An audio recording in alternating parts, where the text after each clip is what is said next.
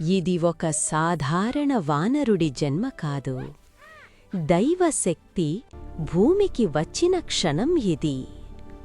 అతను చిన్నవాడు, కాని అతని లోపల అపారమైన శక్తి దాగుంది. సూర్యుడే ఒక పండుగ కనిపించాడు.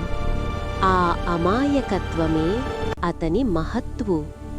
శక్తి ఉన్నా అహంకారం లేదు.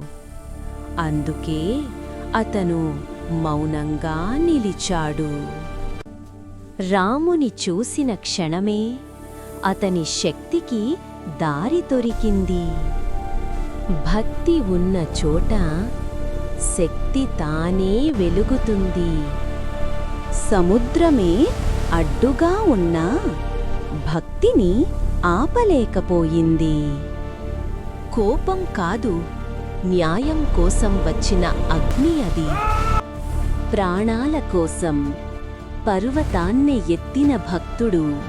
ఆయన కథ ముగియదు. ఎందుకంటే భక్తి ఎప్పటికీ చావదు.